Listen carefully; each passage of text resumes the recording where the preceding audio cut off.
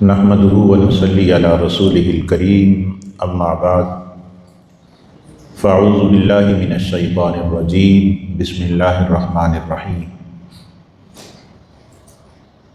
قل ان كنتم تحبون الله فاتبعوني يحببكم الله صدق الله العظيم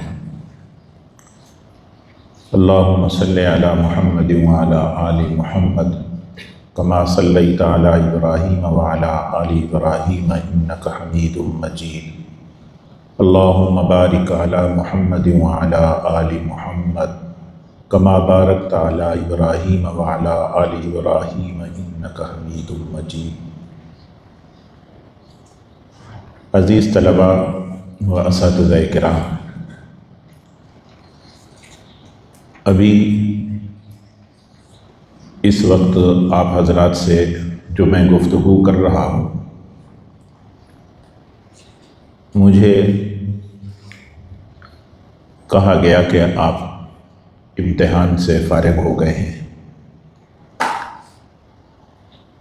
تو اس موقع پر میں آپ حضرات سے کچھ معروضات پیش کر لوں۔ میرے بچے باتیں تو آپ حضرات اساتذہ کی سنتے رہے سال بھر، میں بھی وقفے وقفے سے آپ حضرات سے گفتگو کرتا رہا۔ وقت گزرتے پتہ نہیں چل رہا، ایسا لگتا ہے کہ چند دن قبل ہم نے اسباق کے افتتاح کی جو تقریب تھی وہ کی تھی، اور آج نہ صرف یہ کہ اسباق ختم ہو گئے بلکہ آپ وفاق المدارس اور جامعہ کے امتحانات سے بھی فارغ ہو گئے۔ تو اب اس وقت جو ہے بہت سارے ساتھی اپنے اپنے گھروں کو روانہ ہو جائیں گے، اور اگلے سال پھر تعلیم شروع ہوگی تو تشریف لائیں گے۔ تو مناسب ہے یہ موقع کہ ایک دوسرے کی کم از کم زیارت کر لی جائے، اور الوداع کہہ دیا جائے، اس لیے کہ زندگی کا تو کوئی پتہ نہیں ہے کہ کب اس کا ساتھ چھوٹ جائے۔ وقت مقرر ہے لیکن ہمیں اس کا علم نہیں ہے۔ بہت سارے حضرات گزشتہ سال تھے، اس سال نہیں ہیں، ابھی ہیں، معلوم نہیں اگلے سال ہوں گے یا نہیں، اس کا علم تو اللہ تعالی ہی کو ہے۔ تو کم از کم ایک دوسرے کی زیارت کر لی جائے، دیکھ لیا جائے، ملاقات کر لی جائے۔ طلباء کی خوشی ہوتی ہے اس موقع پر کہ امتحان سے فارغ ہو گئے، گھر جائیں گے، والدین سے ملیں گے، عزیز و قارب سے ملیں گے، بہن بھائیوں سے ملیں گے، دوست احباب سے ملیں گے، اور طرح طرح کی فرمائشیں کریں گے والدہ سے، بہنوں سے کہ وہ ہمیں تیار کر کے کھانا کھلائیں، دوستوں کے ساتھ مل کے کھیلا کریں گے۔ بہرحال بہت ساری خوشیوں کی ایک فہرست انہوں نے بنا کے رکھی ہوتی ہے۔ کوئی بری بات نہیں ہے اگر ایک خاص دائرے تک یہ باتیں ہوں تو کوئی حرج نہیں ہے۔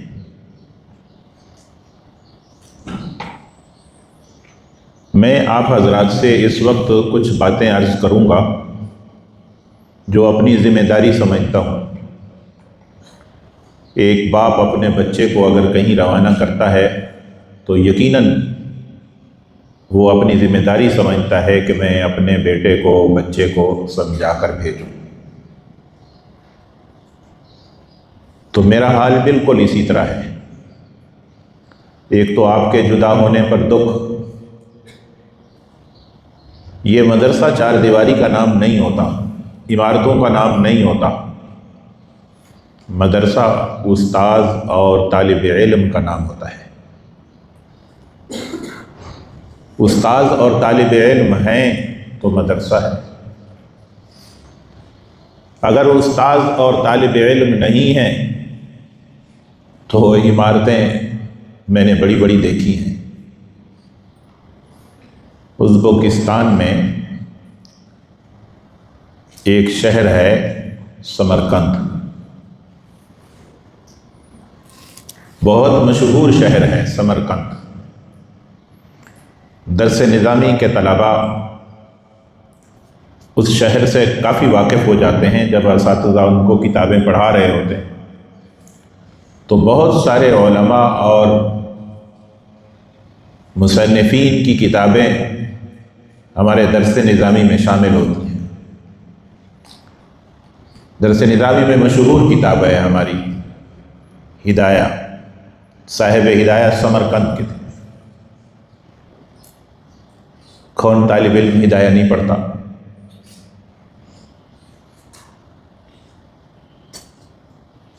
شرقائد کے مصنف وہاں کے ہیں۔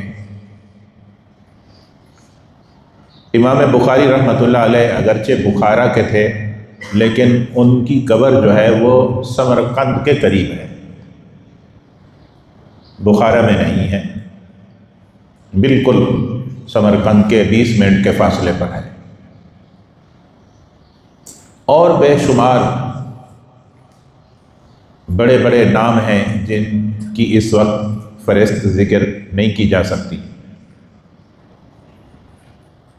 مساجد ہیں اور ان کی ایک بہت بڑی تاریخ ہے۔ خود امام بخاری رحمۃ اللہ علیہ کی مسجد میں ہم داخل ہوئے، ان کے مدرسے کا نام ہے میر عرب۔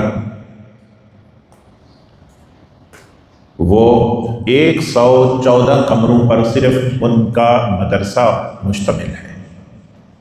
قرآن کریم کی سورتوں پر ان کمروں کے نام ہیں۔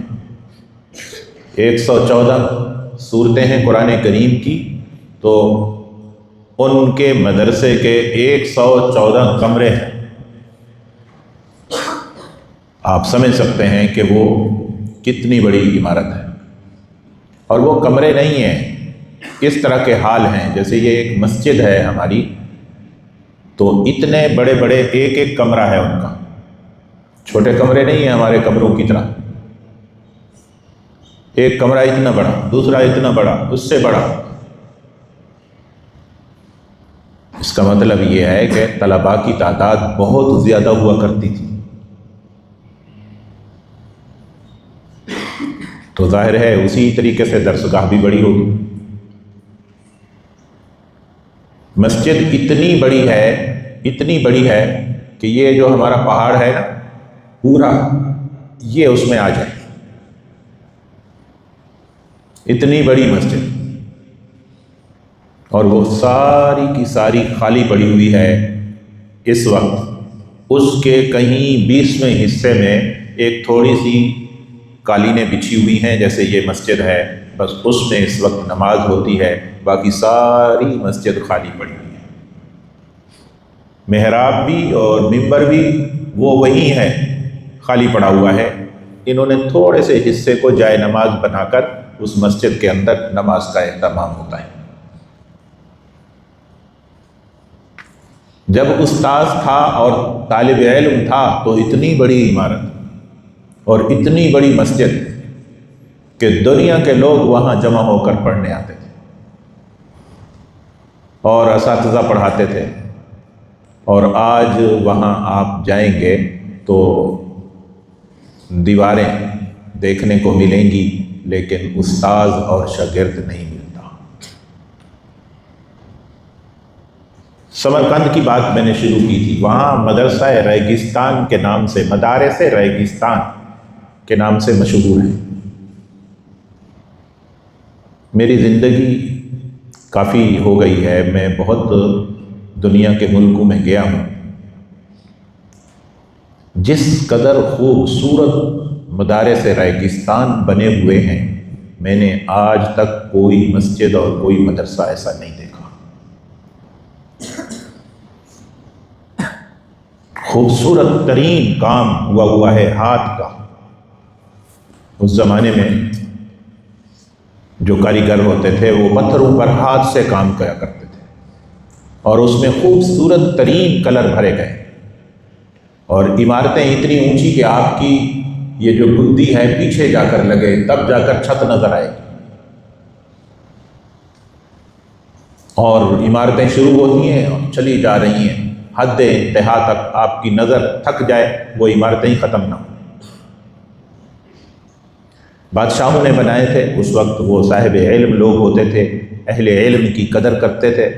ایک باپ نے عمارت بنائی، ایک ماں نے بنا دی، ایک بیوی نے بنا دی۔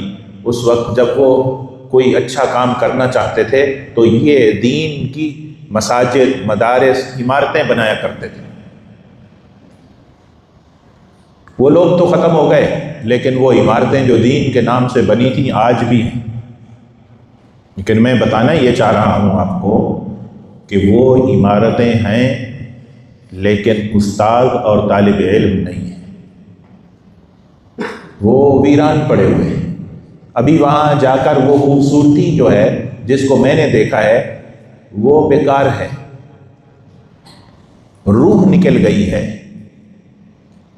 انسان ہوتا ہے، اگر اس کے جسم کے اندر روح ہے تو وہ ایک انسان ہے، لیکن اگر روح اس سے نکل جائے تو اب وہ لاش بن جاتی ہے، باڈی بن جاتی ہے۔ وہ اب کوئی نہیں کہتا کہ جناب یہ فلاں ہے، اب وہ ایک باڈی پڑی ہوئی ہے جس کو کوئی دیکھنا پسند نہیں کرتا، بلکہ وحشت آتی ہے۔ جلدی جناب والا مٹی کے حوالے کیا جائے، مٹی کے حوالے جلدی کر دیا جائے۔ کیوں؟ اس لیے کہ روح نکل گئی ہے۔ یہی حال آج ہمارا بھی ہے۔ یہ مدارس موجود ہیں تو یہ تب تک موجود ہوتے ہیں، ان کی خوبصورتی تب تک ہوتی ہے جب تک اساتذہ اور طلباء۔ آپ پھول ہیں مدارس کے، پھول جب توڑ لیا جائے یا ٹوٹ کر گر جائے تو وہ پودا قابل تعظیم نہیں رہتا، حالانکہ جب پھول لگا ہوا ہوتا ہے تو وہ کتنا محترم اور کتنا خوبصورت اور کتنا حفاظت میں ہوتا ہے کہ کوئی نادان اگر اس کی طرف ہاتھ بڑھائے تو 4 ہاتھ اس کی حفاظت کے لیے آگے بڑھ جاتے ہیں کہ یہ کہیں پھول کو تکلیف نہ دے دے۔ تو آپ بڑی عظمت والے ہیں میرے بیٹے، بڑی شان والے ہیں۔ ہمارے اکابر اساتذہ یہ برملا کہتے ہیں کہ جب تک یہ استاذ اور طالب علم کا سلسلہ اس دھرتی پر قائم ہے، اللہ کی رحمت اس پر برستی رہے گی۔ اللہ تعالیٰ کے نورانی فرشتے آپ کی زیارت کے لیے آتے ہیں، آپ حضرات کے پاؤں کے نیچے اپنے پر بچھاتے ہیں، آپ کی زیارتیں ہوتی ہیں، آپ کی حفاظت ہوتی ہے۔ فرمایا کہ جہاں اللہ کی ذکر کی مجلس ہو وہاں ملائکہ حفاظت کر رہے ہوتے ہیں۔ آج آپ حضرات جا رہے ہیں پورے پاکستان کے مدارس میں، چھٹی ہو رہی ہے، طلباء گھروں کو جائیں گے، میرے سمیت تمام اساتذہ مغموم ہوں گے، مدارس خالی ہوں گے۔ شاید وہ کمرہ جو دن میں 4 مرتبہ صفائی ہوتی تھی، شاید آپ مہینے میں 1 مرتبہ بھی صفائی نہ ہو، اس کی بند کر دیا جائے گا، تالا لگ جائے گا۔ بہرحال اس موقع کو دیکھنا بڑے دل گردے کی بات ہوتی ہے۔ میرے والد صاحب رحمۃ اللہ علیہ، میں جب گھر جاتا تھا تو پتہ نہیں کتنی خوشیاں مناتے تھے، اور سارے گھر والوں کو 2-3 دن پہلے کہتے تھے کہ فلاں وقت وہ آ رہے ہیں، فلاں وقت وہ آ رہے ہیں. اور جب میں وہاں سے رخصت ہونے لگتا تھا، ان کو پتہ ہوتا تھا کہ ابھی یہ چلا جائے گا، تو میرے پاس پہلے آ جاتے تھے. میں نے ابھی 10 بجے رخصت ہونا ہے تو وہ 9 بجے آ جائیں گے، بیٹھیں گے، باتیں کریں گے، کچھ نصیحت کی، اور پھر مجھ سے کہیں گے کہ بھائی میں تو آپ سے مل کے جا رہا ہوں. تو مل لیتے تھے اور پھر چلے جاتے تھے. تو میں تھوڑا سمجھدار ہو گیا تو میرے دل میں آئی، میری والدہ فوت ہو گئی تھی بچپن میں، ہم یتیم پلے ہیں ماں کی طرف سے. تو میرے دل میں آیا کہ شاید وہ محبت جو ایک باپ کو ہونی چاہیے اولاد سے، وہ نہیں ہے. ورنہ باپ اپنے بیٹے کو تو اپنے آنکھوں کے سامنے رخصت کرتا ہے، یہ آدھا پونا گھنٹہ پہلے مجھ سے الگ ہو جاتے ہیں.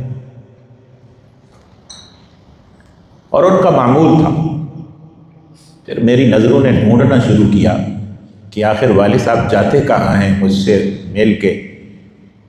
تو وہ فوراً مجھ سے اٹھنے کے بعد مسجد کی طرف جاتے تھے اور وہاں نوافل پڑھتے تھے اور رو رو کے میرے لیے دعائیں کرتے تھے. اپنے بیٹے کو آنکھوں کے سامنے جدا ہوتے ہوئے وہ دیکھ نہیں سکتے تھے.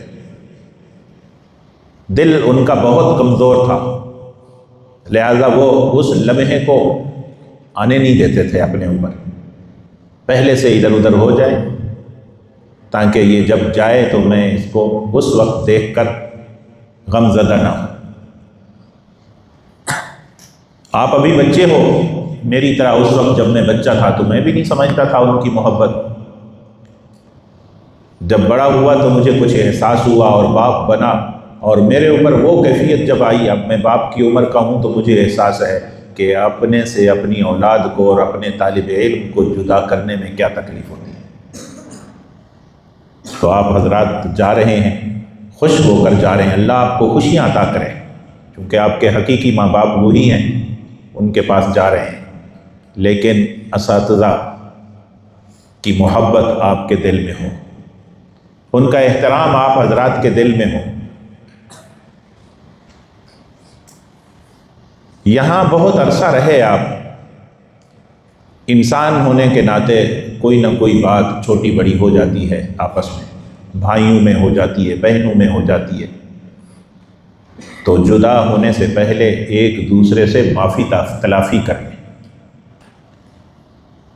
نہ معلوم آئندہ آپ کی کبھی ملاقات ہو یا نہ ہو، اس لیے اسی کو غنیمت جان کر، یہ آخری ملاقات ہے، اس کو آخری ملاقات سمجھیں. لہذا ایک دوسرے سے اگر کوئی گلہ شکوہ ہو تو معاف کر دو اور معاف کرا دو.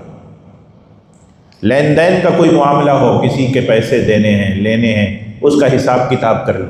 کسی کی امانت ہے وہ امانت پہنچا دو. مدرسے کی چیزیں ہیں ان کی حفاظت کرنا. یہ نہ ہو کہ جا رہے ہیں تو اب توڑ پھوڑ کے چیزیں جائیں. یاد رکھنا، یہ اگر کوئی ایسا کرے گا تو وہ اپنا نقصان کرے گا، اس کی آخرت اور دنیا تباہ ہو جائے گی. اس لیے یہاں سے جیسے ہم غم زدہ ہیں، دکھی ہیں آپ کے جانے پر، کچھ نہ کچھ آپ کو یہاں سے جاتے وقت دکھ اور رنج ضرور ہو. اللہ آپ کو خوش رکھے. وہاں آپ جب جائیں گے تو آپ کی والدہ، آپ کی بہنیں آپ کی بہت خدمت کریں گی، مجھے پتہ ہے. لیکن آپ فرمائشیں نہیں کرنا. آپ کو پتہ نہیں ہے ماں باپ کا حال کہ وہ کس مشکل سے گھر چلاتے ہیں. تو جو گھر میں پکے وہی آپ کو پسند ہو. والدہ سے کہہ دیں کہ بس آپ کا ہاتھ کا پکا ہوا کھانا ہی میرے لیے دنیا و ما فیہا سے بہتر ہے. اس لیے اسی پر خوش ہو جائیں. ان کے ساتھ شریک ہو کر گھر کے کام میں معاونت کریں۔ سبزی تو آپ کاٹ سکتے ہیں نا، پکا نہیں سکتے تو سبزی کاٹنا تو کوئی مشکل کام نہیں۔ کپڑے تو آپ دھو سکتے ہیں، یہاں آپ دھوتے ہیں اپنے کپڑے، گھر میں بھی جا کر اپنے کپڑے دھو سکتے ہیں۔ بوڑھی ماں سے دھلوانے کا کیا فائدہ ملے گا آپ کو؟ بلکہ حق یہ ہے کہ والد کے کپڑے، والدہ کے کپڑے جو وہ دھوتی تھی، آپ نوجوان ہیں دھوئیں، برتن دھوئیں، گھر میں صفائی کا اہتمام کریں۔ بڑی صفائی بعض دفعہ گھروں میں ہونی ہوتی ہے، وہ مردوں اور نوجوان بچوں کے علاوہ نہیں کی جاتی۔ خواتین کے لیے مشکل، پنکھا صاف کرنا ہے، اب ماں کیسے چڑھے گی پنکھا صاف کرنے کے لیے؟ تو آپ کر دیں۔ تو گھر میں کام کاج میں شریک رہیں، کھیلنے کے ٹائم میں کھیلیں، والدہ کو بتائیں، والد کو بتائیں، اجازت لیں، اور ایک وقت میں کھیلیں۔ یہ نہیں ہے کہ ہر وقت آپ پر کھیل سوار ہے۔ اذان ہو تو مسجد میں آپ پہنچیں، یہاں تو آپ کو باقاعدہ اہتمام سے لایا جاتا ہے، اساتذہ آپ کے ساتھ ہیں۔ وہاں شاید یہ ماحول نہیں ہوگا، آپ کو خود مسجد میں جانا ہوگا۔ مسجد میں پہلے جائیں اذان سے، اور نماز اور سنت پڑھ کر مسجد سے نکلیں۔ قرآن کی تلاوت کا اہتمام کریں، حافظ خصوصاً جتنے ساتھی ہیں تراویح کا اہتمام کریں، پہلے سے جا کر اپنے لیے جگہ بنائیں۔ اگر جگہ نہیں ہے تو روزانہ وہاں قاری صاحب ہوگا، اس کو 2 پارے منزل سنائیں۔ رمضان آئے روزے رکھیں، اعتکاف کریں، اور کثرت سے قرآن کریم پڑھیں۔ اور وہ طلباء جو صرف نحو کے طالب علم ہیں، ہمارے اساتذہ ہمیشہ مشورہ دیتے تھے کہ بیٹا چھٹیوں میں صرف نحو کا دورہ کر لیں۔ میں اپنی بات بتاتا ہوں بیٹا، جب میں مدرسے کے لیے گھر سے نکلا فارسی پڑھنے کے لیے، تو فارسی کے بعد اولیٰ سے لے کر دورہ حدیث تک، اور دورہ حدیث کے بعد اب تک، یہ میری عمر ہے، میں نے کبھی چھٹیاں جا کر گھر میں نہیں گزاری، کبھی بھی رمضان کی چھٹیاں گھر میں نہیں گزاری۔ چھوٹے درجات ہوتے تھے، صرف پڑھنے چلے جاتے تھے، نحو پڑھنے چلے جاتے تھے، دونوں پڑھنے چلے جاتے تھے، میراث پڑھنے چلے جاتے تھے، دورہ تفسیر کرنے جاتے تھے۔ کوئی مشکل کتاب درس نظامی کی اگلے سال پڑھنی ہوتی تھی تو پہلے چلے جاتے تھے معروف کسی مدرسے کے استاد صاحب کے پاس کہ یہ صاحب فن ہے، اس سے یہ کتاب پڑھ لیں، یا پڑھ چکے ہیں وہ سمجھ اچھی طریقے سے نہیں آئی، دوبارہ جا کر اس سے پڑھ لیں تاکہ یہ علم ہمیں مل جائے۔ تو ہم کبھی گھر میں نہیں رہیں۔ جب آپ اپنے آپ کو حوالے کرو گے، پھر انشاءاللہ قبولیت آپ کو حاصل ہو جائے گی، پھر ساری زندگی آپ کی اس میں لگ جائے گی۔ آج تو بس کلاس ایک سیڑھی سے دوسری، دوسری سے تیسری سیڑھی جیسے بندہ چڑھتا ہے نا تو اوپر ہی جاتا ہے، وہ نیچے کبھی توفیق نہیں ہوتی۔ پہلے ایسا نہیں ہوتا تھا، امتحان کی کبھی ٹینشن نہیں ہوتی تھی، بلکہ کتاب یاد ہوتی تھی، ازبر کتاب یاد کرنے کا رواج ہوتا تھا۔ تو یہ ایک بہترین موقع ہے چھٹیوں میں، اساتذہ سے باتیں کریں، وہاں جہاں جا رہے ہیں وہاں کہیں دائیں بائیں پڑھنے کا موقع ڈھونڈیں، اس میں وقت گزاریں۔ اور آخری بات یہ ہے کہ یہاں بھی ہمارے پاس آپ کو رخصت نہیں کیا جا رہا، ہم آپ کو یہ نہیں کہتے کہ چلے جاؤ۔ ہاں، ترتیب اسباق کی جو دن درجوں میں پوری ہوئی ہے، کچھ درجے تو ایسے ہیں جو یہاں چلتے رہیں گے، شعبہ حفظ ہے، اسی طریقے سے یہ جو 9th اور 10th کی کلاسیں ہیں، دارالفتاح کی کلاس ہے، یہ تو بہرحال یہاں رہے گی، ان کو تو چھٹی ہی نہیں ہے۔ البتہ دوسرے طلباء بھی اگر رہنا چاہیں، یہاں رہ کر منزل پختہ کرنا چاہتے ہیں، یا صرف پختہ کرنا چاہتے ہیں، نحو پختہ کرنا چاہتے ہیں، ریاضی پڑھنا چاہتے ہیں، انگریزی پڑھنا چاہتے ہیں، عربی تکلم کرنا چاہتے ہیں، تو یہاں ٹھہر جائیں، درخواست دیں، ہم اس کا انتظام کر دیں گے، آپ حضرات کی ترتیب بنا دیں گے، انشاءاللہ یہ تعلیم آپ کی جاری رہے گی۔ ایسا نہیں ہے کہ مدرسہ بند، گھر میں جا کر یہ کہتے ہیں جی مدرسے میں چھٹیاں ہو گئیں، اب میں کیوں کر رہوں وہاں۔ باپ سمجھتا ہے شاید مدرسے والوں نے اس کو نکال دیا، اب وہاں رہنے کی جگہ ہی نہیں ہے، روٹی بھی نہیں ملے گی، یہ اس لیے مجبور ہو کر ہے۔ ورنہ بہت سارے ماں باپ یہ کہتے ہیں اپنی اولاد کو کہ بیٹا وہیں رہ کر وقت گزار لو۔ وجہ کیا ہوتی ہے وجہ یہ ہے کہ جو ماحول مدرسے میں ملتا ہے وہ ماحول گھر میں نہیں ملتا، وہاں پڑھائی کا ماحول نہیں ہوتا، تو ماں باپ کو تو اندازہ ہوتا ہے کہ یہاں بچہ ضائع ہونے کا خطرہ ہے، لیکن طالب علم کو اس عمر میں احساس نہیں ہوتا۔ تو میں آپ سے یہ درخواست کرتا ہوں کہ آپ حضرات اس پر بھی توجہ دیں، جو درجے صرف نحو پڑھنے والے ہیں، انگریزی پڑھنے والے ہیں، ریاضی پڑھنے والے ہیں، عربی پڑھنے والے ہیں، یا درس نظامی کی کوئی کتاب پڑھنا چاہتے ہیں، وہ یہاں درخواست دے دیں، ہم ترتیب بنا دیں گے، انشاءاللہ آپ یہاں رہتے ہوئے پڑھتے رہیں گے۔ باقی جانا چاہتے ہیں جا سکتے ہیں، چونکہ آپ کا جو داخلہ ہوا تھا وہ اس تاریخ تک تھا کہ آخری پیپر جب آپ دے لیں گے تو آپ پھر جا سکیں گے، تو وہ وعدہ آپ نے پورا کر دیا، جا سکتے ہیں، خوش نصیب ہیں آپ۔ یہ چند معروضات میں عرض کرنا چاہ رہا تھا آپ حضرات سے، اللہ تعالیٰ نے کہلوا دی۔ اللہ تعالیٰ مجھے بھی عمل کرنے کی توفیق عطا فرمائے، آپ کو بھی ان باتوں پر عمل کرنے کی توفیق عطا فرمائے۔ اور بھائی ایک بات یہ بھی ہے کہ ہم آپ لوگوں کی خدمت یہاں کرتے رہے اور کرتے رہیں گے، لیکن انسان ہونے کے ناطے ہو سکتا ہے اس میں کوئی کمی کوتاہی ہوئی ہو۔ اپنی طرف سے تو کوشش کی ہم نے کہ آپ کی خدمت ہم کر سکیں، لیکن انسان ہے، الیس للانسان ما سعی، اتنا ہی مکلف ہوتا ہے جتنی اس کی ہمت ہے۔ کوشش کی کہ آپ کو ناشتہ وقت پر دیا جائے، دوپہر کا کھانا، رات کا کھانا، پانی، آپ کے لیے راحت اور آرام کا انتظام جو ممکن حد تک ہوتا ہے، لیکن بعض مرتبہ ایسا ہوتا ہے بیٹا ہم بھی عاجز آ جاتے ہیں، ہمارے بس میں وہ بات نہیں ہوتی، کوشش کے باوجود اس پر ہم معذرت چاہتے ہیں۔ آپ حضرات امید ہے کہ معاف کر دیں گے۔ اسی طرح اگر ہم سے کسی کو کوئی تکلیف پہنچی تو یاد رکھو، آپ بدلہ لینا چاہیں تو بالکل بدلہ لے لیں، لیکن دنیا میں، آخرت میں نہیں۔ ابھی لے سکتے ہیں، ابھی لے سکتے ہیں۔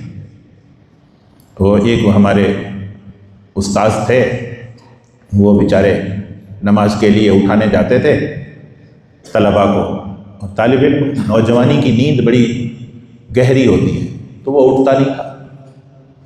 ایک دفعہ اٹھایا پھر سو گیا، وہ چلے گئے، واپس آئے پھر سو رہا ہے۔ واپس آئے تو ان کو غصہ آ گیا، انہوں نے ان کو کوئی ڈنڈا مار دیا۔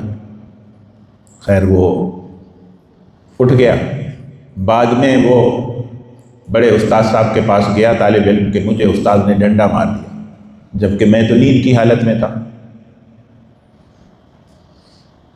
تو بڑے استاد نے بلایا اس استاد صاحب کو کہ بھائی اس کا دعویٰ ہے کہ آپ نے اس کو ناجائز مارا ہے۔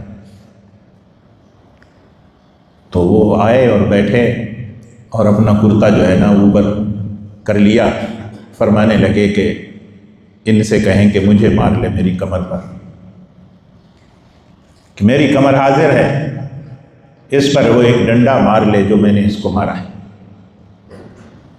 تو وہ طالب علم ظاہر ہے ایسا تو نہیں تھا کہ وہ استاد سے اب ڈنڈا مارتا، لیکن اس کی شکایت تھی۔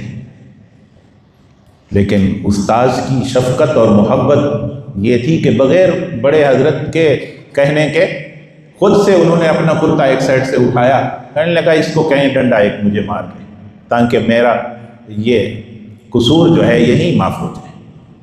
تو میں اس لیے آپ حضرات سے کہہ رہا ہوں کہ بھائی دنیا میں بدلہ دینا آسان ہے، ہم کوئی بڑے نہیں ہیں کہ ہم سے غلطی نہیں ہوتی یا ہم سے کوئی بدلہ لے تو ہم ناراض ہو جائیں گے، نہیں۔ جب ہم غلطی کا اعتراف کرتے ہیں تو اس کے بدلے کا بھی حوصلہ انسان کے اندر ہونا چاہیے۔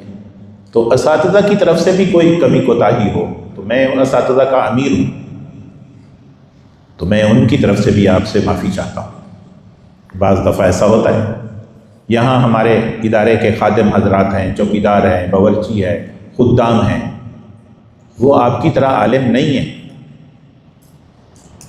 خدمت میں لگے ہوئے ہیں، یہ بھی بڑی قسمت کی بات ہے۔ تو ان کی طرف سے بھی بعض دفعہ کوئی بات ہو جائے تو ہم معذرت چاہتے ہیں۔ یہ لوگ آپ کے ساتھ زیادتی نہیں کرتے کبھی بھی، لیکن مجبور ہو جاتے ہیں بعض دفعہ، اس وجہ سے بہرحال امید ہے کہ آپ حضرات معاف کر دیں گے۔ تو یہ میں عمل اس لیے آپ سے بار بار کہہ رہا ہوں کہ اس کا حساب ہوگا آخرت میں، اس لیے اپنے آپ کو پاک صاف کر لینا چاہیے دنیا میں ہی۔ تو آپ حضرات اللہ کی رضا کے لیے پڑھنے آئے تھے، اللہ کی رضا کے لیے پڑھنے آئے ہیں، تو نام ہمارا ہے طالب علم والعمل۔ تو عمل کی زندگی آپ کی ہر جگہ ہے،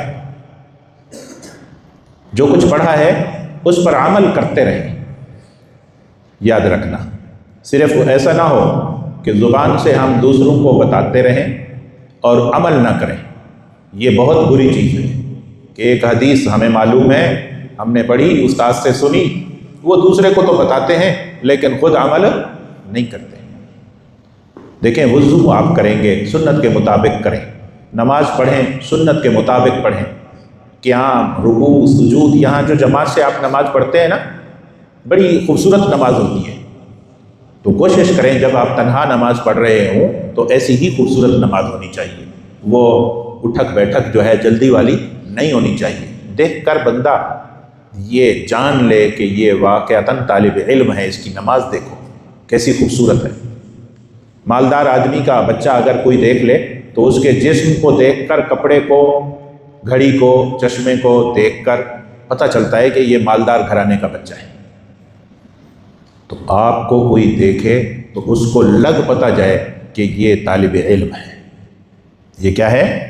طالب علم ہے۔ اس کی نماز دیکھو، اس کی وضو دیکھو، اس کی گفتگو دیکھو، اس کا چلتا ہوا انداز دیکھو، کوئی چھچورا پن اس میں نظر نہ آئے، کوئی خلاف سنت عمل نظر نہ آئے، تب جا کر آپ کہے جاؤ گے کہ یہ طالب علم والعمل ہے۔ اللہ تعالیٰ مجھے اور آپ کو عمل کی توفیق عطا فرمائے۔ وآخر دعوانا الحمدللہ رب العالمین۔